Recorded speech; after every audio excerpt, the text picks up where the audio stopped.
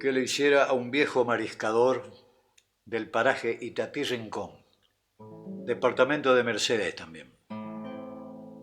Ahí en Itatí Rincón se llama el paraje así por la cercanía de la laguna Itatí, una de las lagunas de los esteros de Liberá. Y ahí nace el río Corriente que después desemboca en el Paraná. Y ahí lo conocí a don Hipólito Benítez, estuve en su ranchada. Salimos, me llevó a su mariscada, que así se decían ellos, mariscadores. Entonces le hice este tema.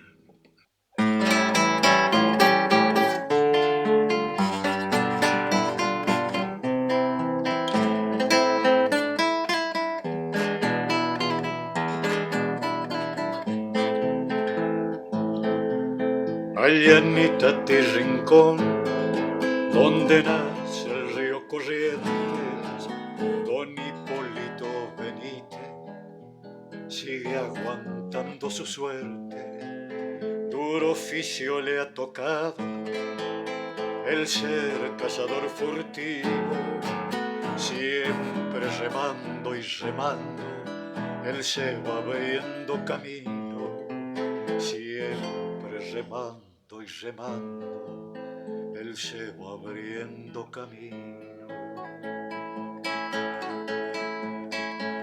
Don Hipólito Benítez, pedazo de estero y monte, canoa mariscadora, cortando los arbardones, canoa mariscadora, cortando los albardones.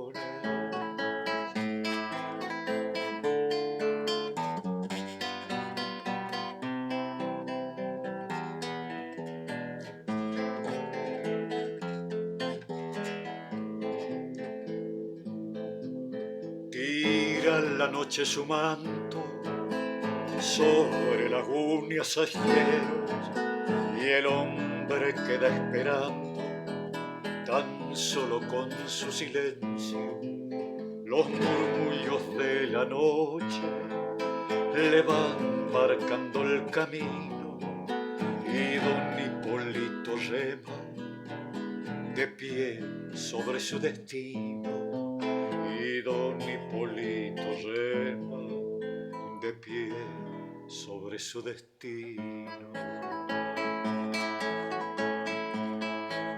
Don Hipólito Benítez, pedazo de estero y monte, canoa mariscadora, cortando los albardones, canoa mariscadora, cortando los albardones.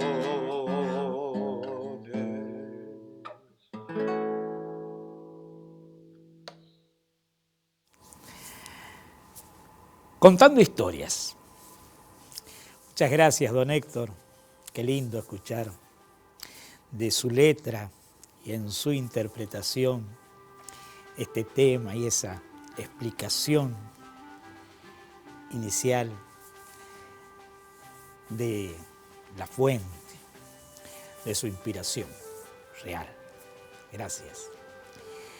Bueno, hoy en Contando Historias vamos a entrar a desandar un poquito unos temas que parecieran no relacionarse, sin embargo están imbricados unos con otros.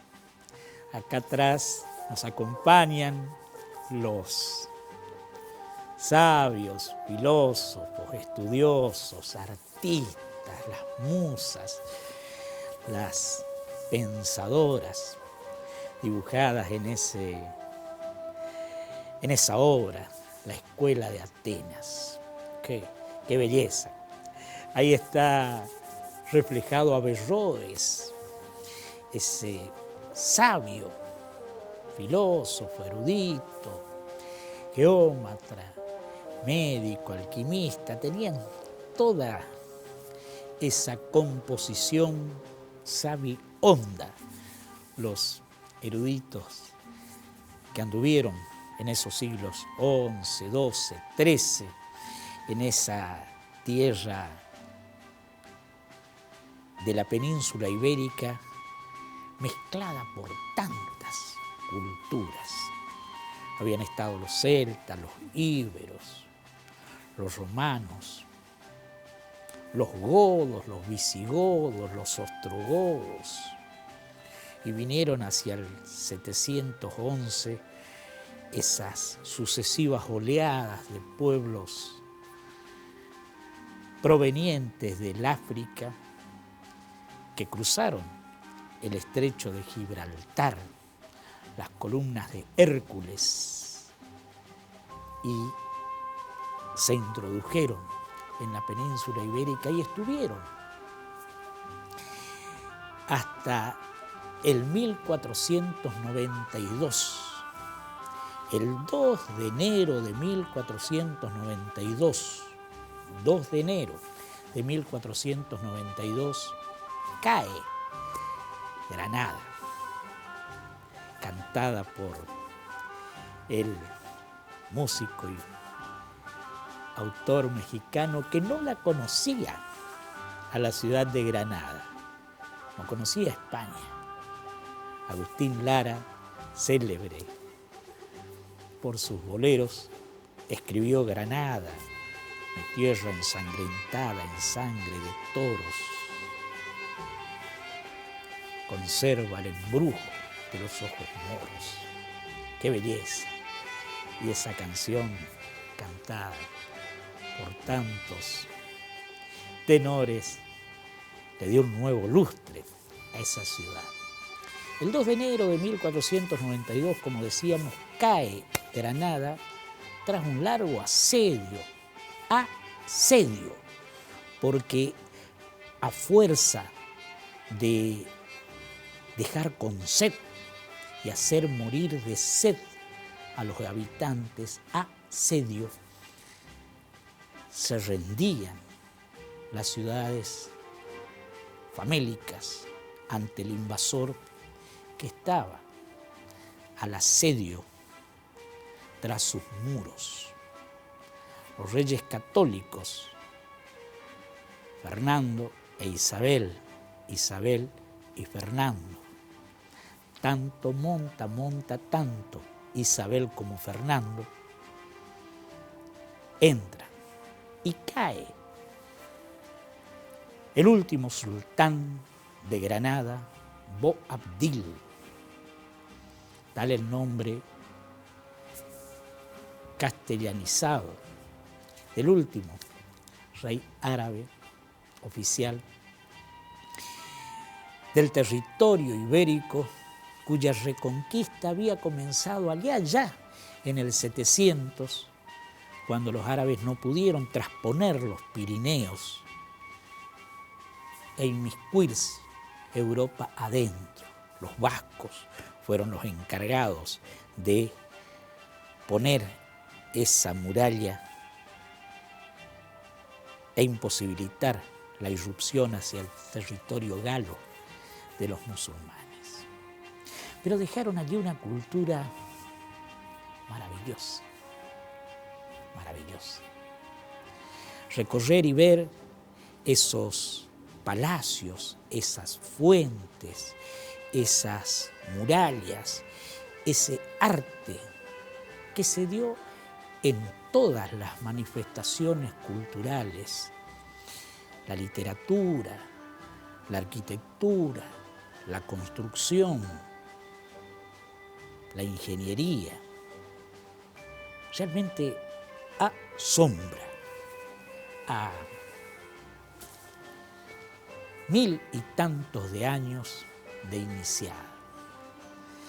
Y qué maravilla para los argentinos, con el orgullo de pertenecer a esta hermosa tierra, de encontrar allí, en la entrada de la Alhambra, en Granada. Alhambra es un complejo donde reinaba el sultán de esta capital del reino andalusí. De allí viene andaluz, Andalucía. Y allí irrumpieron los reyes Fernando e Isabel. Boabdil toma la Sierra Nevada tras la entrega de Granada y llora la pérdida de esa ciudad maravillosa. La madre, Aixa, le reprocha: Boabdil, no llores como mujer lo que no supiste defender como hombre. De allí viene el último suspiro del Moro que inspirara esa pintura, que reflejara ese momento histórico. Pero allí en la entrada de la Alhambra, cuya voz significa roja o bermeja, porque por la roca utilizada en la colina sobre la cual se erige este palacio fortificado que servía de defensa y mirador hacia todo el entorno, toma con el sol un color rojizo, bermejo, y a la noche un color plateado.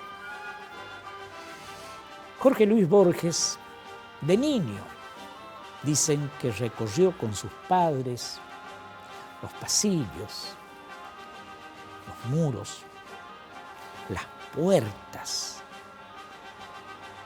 las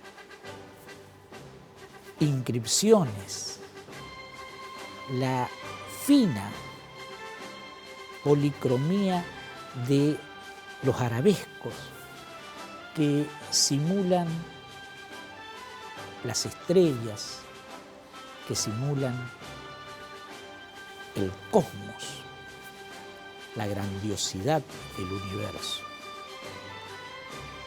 Hacia 1976, Borges vuelve a la Alhambra en compañía de María Kodama, ya preso de la ceguera que lo había aquejado a partir de 1950-55, que él mismo dice que era una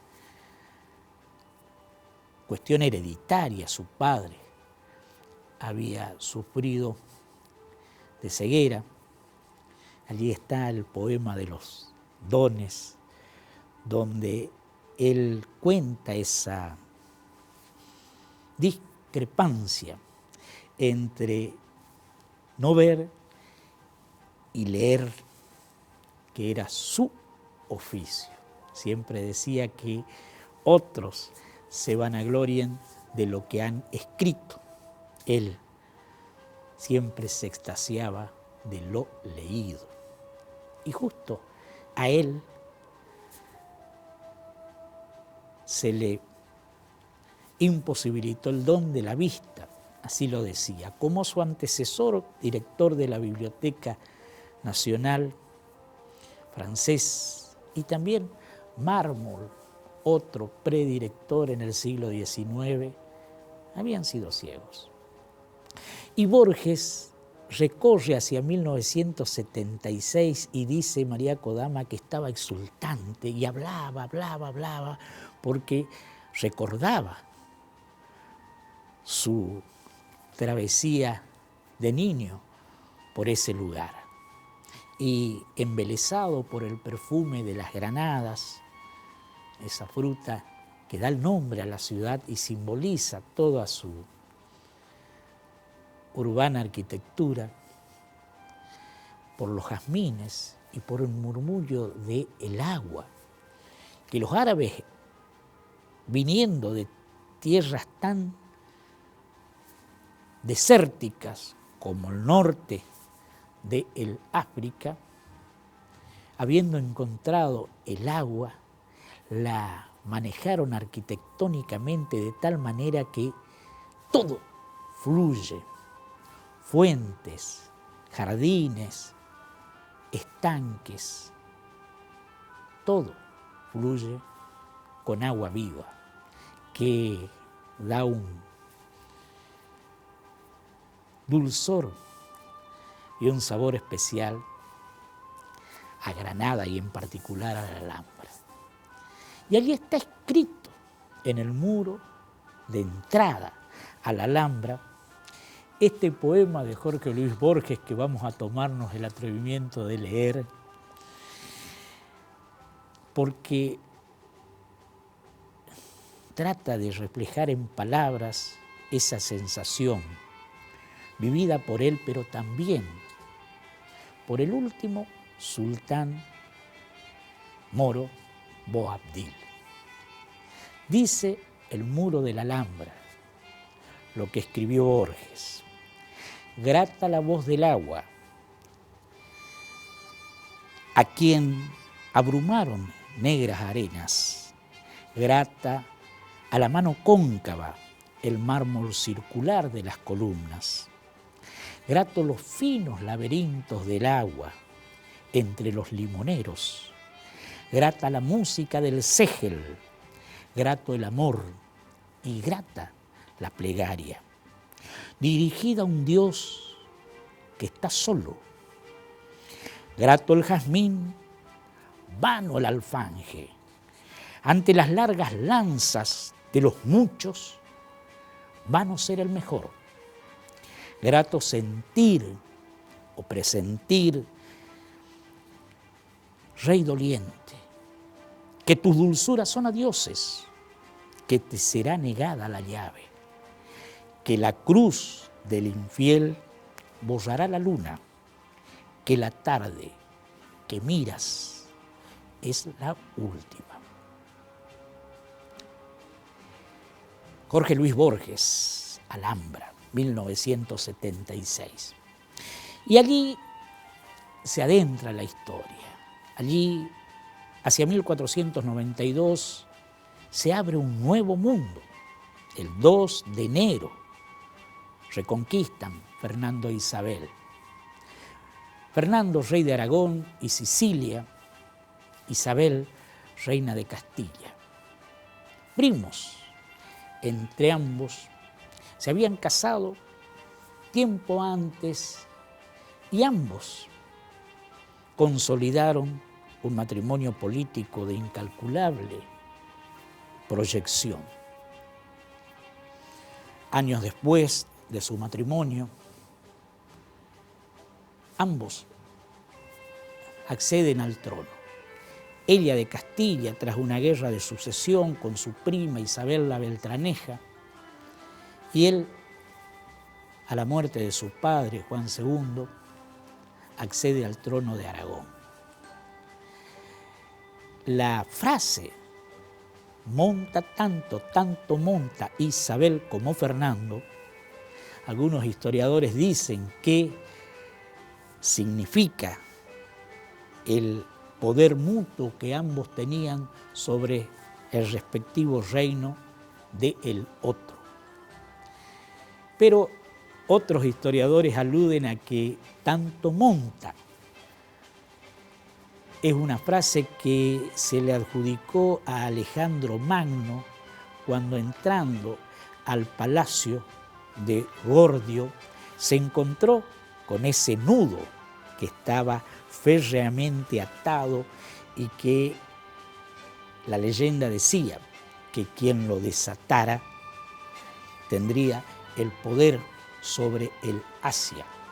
Alejandro Magno, que iba de Macedonia conquistando hacia el Asia, cuando se encontró frente a este nudo, sacó la espada y lo cortó. De allí quedó la frase tanto monta o que diera igual desatarlo como cortarlo. Y conquistó el Asia. Esta es la frase que tenía Fernando en su escudo. Y Isabel las flechas las simbolizaban. Y ambos en su escudo marital conjugaron el nudo gordiano cortado, desatado, y las flechas isabelinas. Subsiguientemente, el 17 de abril de 1492, firman las capitulaciones de Santa Fe, en Santa Fe, que está allí en las afueras de Granada, por la cual contratan con Cristóporos Columbus, Cristóbal Colón, la empresa que dará la apertura de Europa con el continente hoy llamado americano, entonces llamada las Indias, luego las Indias occidentales y finalmente América por la firma de ese navegante insigne también, Américo Vespucci. Pero hay dos hitos que realmente históricamente dan un tinte gris a la historia de los reyes después llamados católicos por el Papa Alejandro VI, también español. Como fue la expulsión de árabes o moros y judíos tras la reconquista de Granada. En sendas cédulas firmaron la expulsión de un 31 de marzo al 1 de julio de los judíos y también de los árabes. Y esto hizo que recrudeciera una institución cuyo solo recuerdo da pavor, cuál fue la Inquisición, llamado el Tribunal del Santo Oficio, que había sido creado por un papa y que fue autorizándose a los respectivos reyes cristianos para crearlas dentro de sus jurisdicciones o sus reinos a los respectivos tribunales de la Inquisición. Da pavor recorrer esos museos donde obran esos artículos y herramientas utilizadas para la tortura, la violencia física y psicológica para extraer o para abjurar de su respectiva fe. Seguiremos con estos temas en nuestras Contando Historia. Bueno, voy a cantar un tema que le hiciera a un viejo mariscador del paraje Itatí Rincón, departamento de Mercedes también. Ahí en Itatí Rincón se llama el paraje así por la cercanía de la laguna Itatí, una de las lagunas de los esteros de Libera. Y ahí nace el río Corriente que después desemboca en el Paraná. Y ahí lo conocí a don Hipólito Benítez, estuve en su ranchada. Salimos, me llevó a su mariscada, que así se decían ellos, mariscadores. Entonces le hice este tema.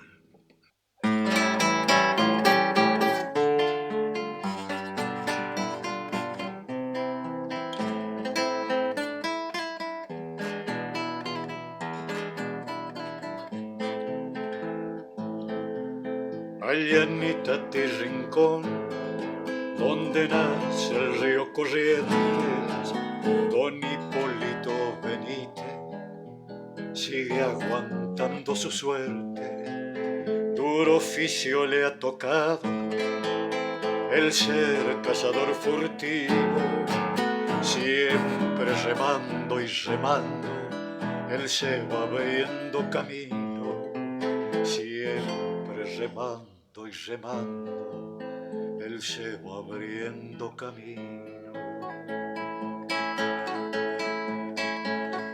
Don Hipólito Benítez, pedazo de estero y monte, canoa mariscadora, cortando los salvardones, canoa mariscadora, cortando los salvardones.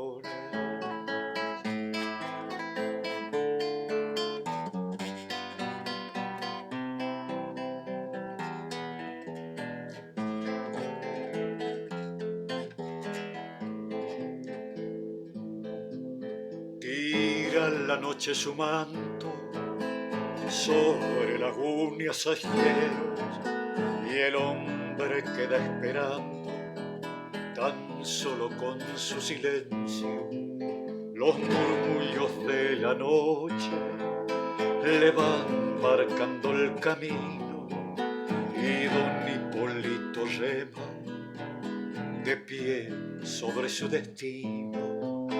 Y don Hipólito rema de pie sobre su destino. Don Hipólito Benítez, pedazo de estero y monte, canoa mariscadora, cortando los salvardones, canoa mariscadora, cortando los salvardones.